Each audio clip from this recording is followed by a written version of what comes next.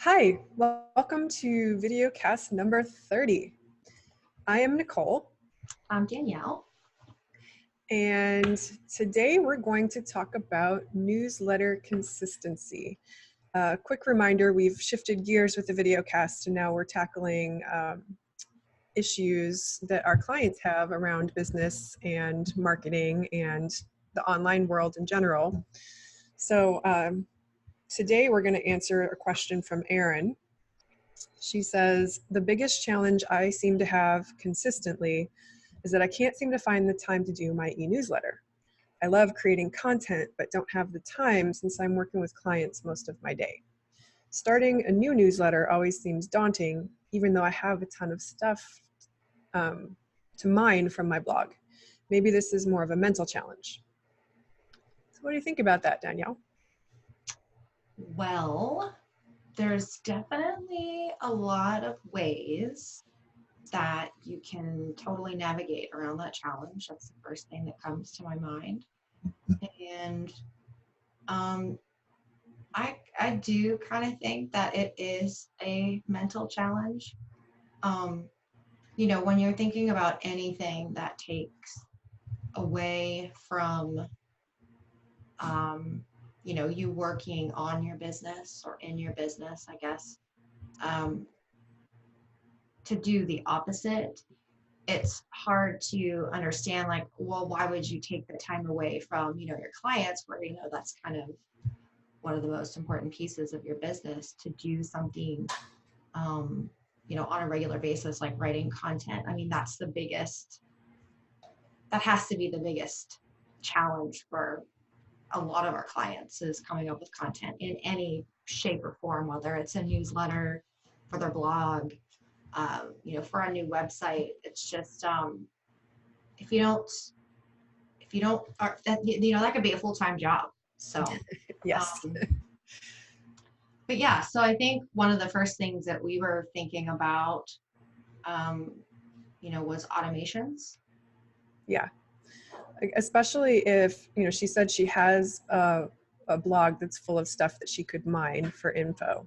So if she's pretty consistently creating new blog posts, then the answer to this is easy. Using MailChimp, or I'm sure most of the newsletter tools out there offer this, but you can use your RSS feed to just automatically send a newsletter whenever there's new blog content, right? Mm-hmm. And you can set the frequency. You can tell it to send the newsletter once a month and just include everything, or you can have it send out, like, when a new blog post is put on the site, it'll send a newsletter. So from that perspective, it's actually easy to make your newsletter if you're making blog content. Yeah. And I know Erin specifically, she does have MailChimp. And I think one thing that could be a side note to this is if,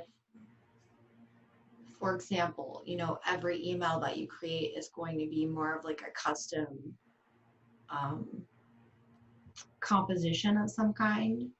For automations with the RSS feed, I guess, when you approach the blog, I guess just think about the intro that will be there.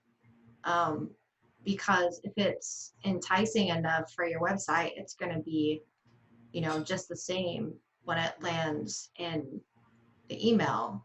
And, it can be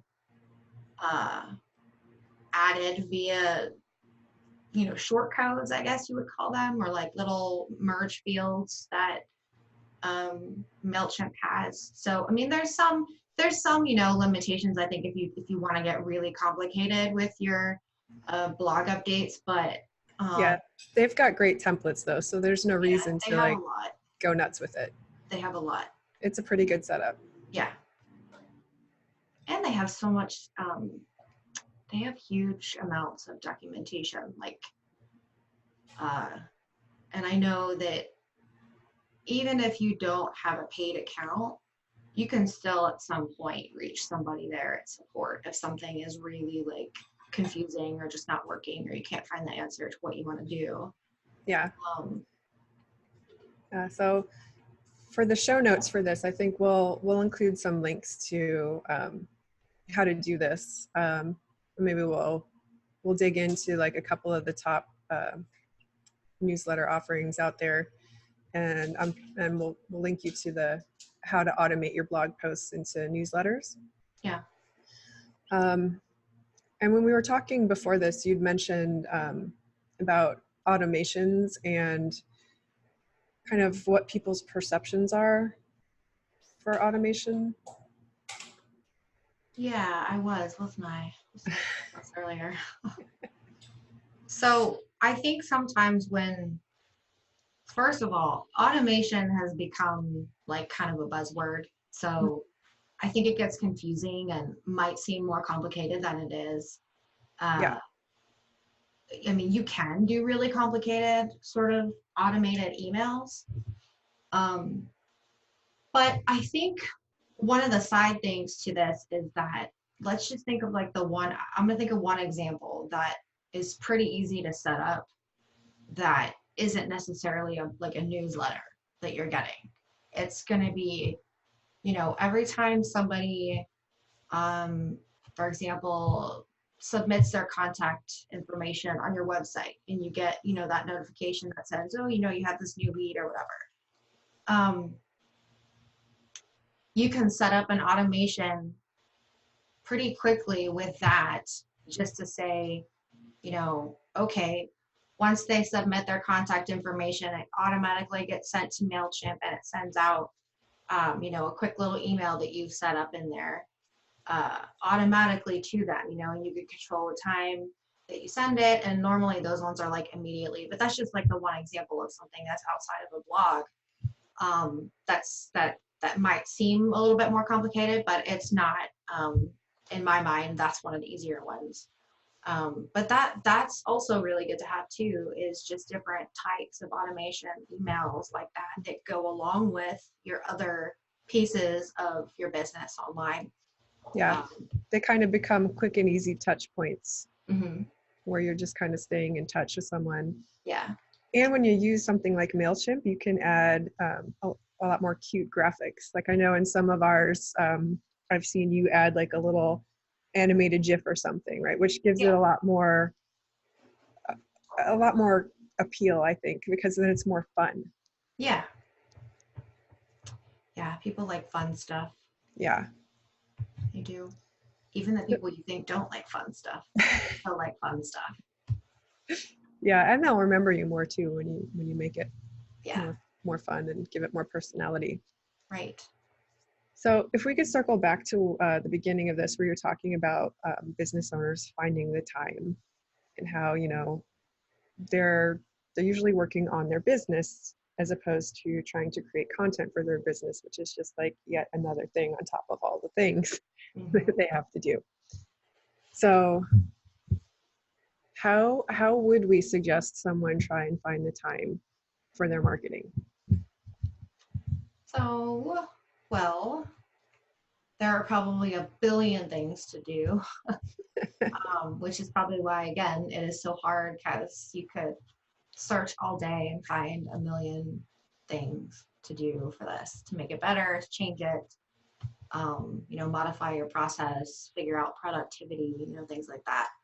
But I think we have put together, this was from actually a couple of years ago, but we still very much use this information today, a blog about organizing and, kind of figuring out how to really push your website marketing through to this process where you're going to be able to do everything, more easily, be more productive, and also give yourself time. And I think that was one of the points of this article that we're talking about now, is to give yourself more time to do the things that you actually like to do, that you want to do, that you started your business for, so that you don't kind of burn out. Like, your passion still kind of exists for what you're doing, instead of trying to be like, oh, I have to write a blog and I have to do this and I have to do that.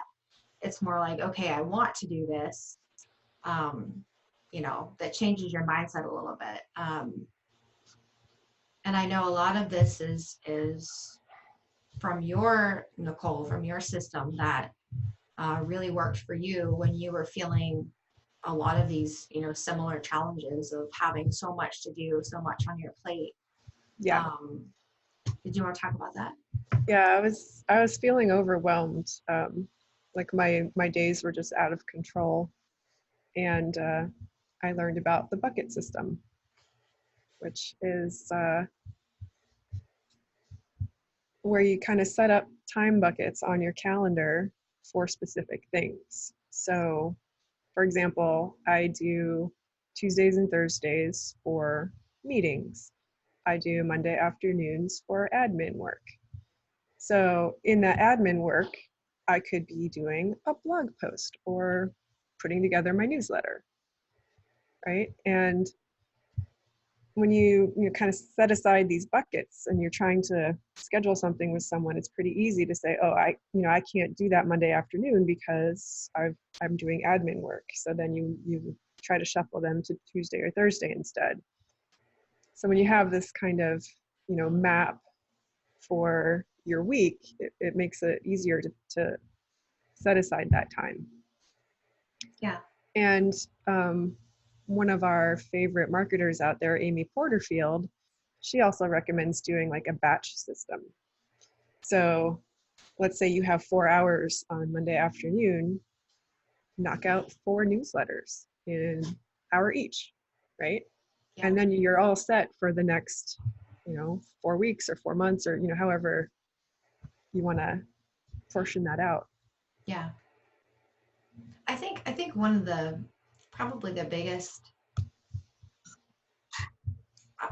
maybe biggest challenges or humps in the road or things that kind of hold you back from doing that might be just like starting it, because it might seem overwhelming. But I think if you start with maybe one thing, you don't got to do all of it at once. And the thing that I always find for me is that I'm always like, I always feel overwhelmed and I have anxiety about like everything. So, but once I start doing something like this, I start doing it little by little.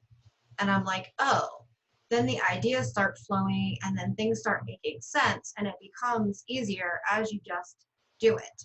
Yeah. Right? So, don't go into it with a plan. I mean, that's my advice. I know some people are probably like, oh no, I need to have like a roadmap as soon as I do it. Like, yeah.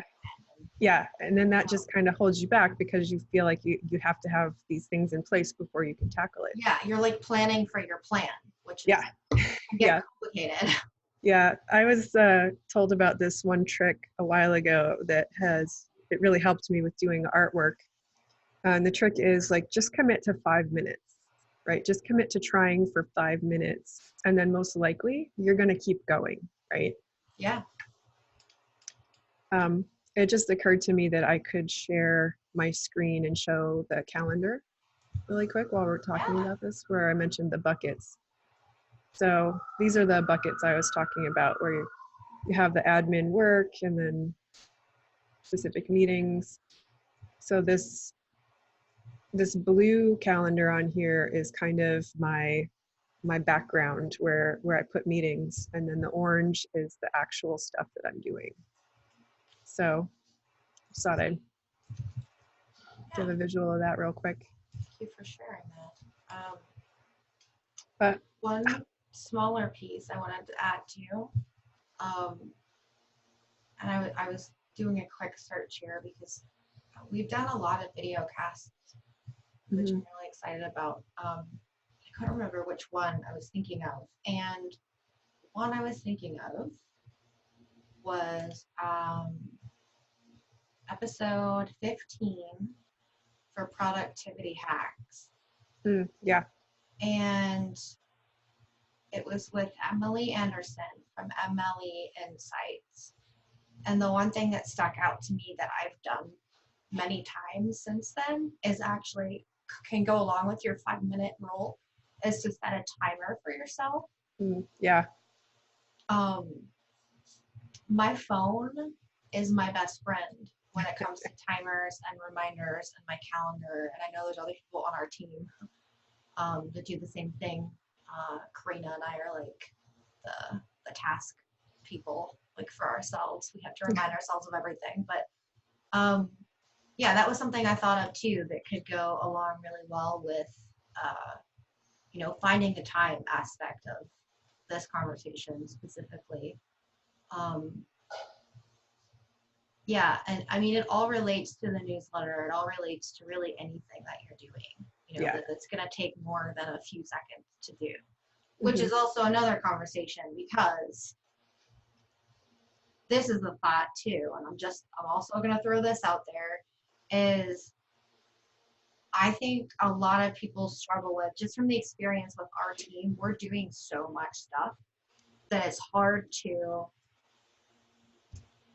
figure out what is priority. So we've recently kind of did some things for that, but we actually created a bucket.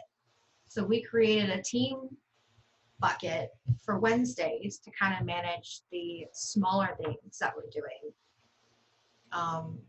Because I think what happens is you also end up avoiding all of the smaller things because you're like, oh, it's just going to take a minute. I'll wait until Friday to do that, or I'll wait until next week. And then like 4 weeks go by and you're like, oh, I didn't do that little thing. I could have done that 4 weeks ago, but I didn't because I was doing these other bigger things. Yeah. So, you know, committing to a day, even just one day or 5 minutes, whatever that is definitely effective for sure. Mm-hmm.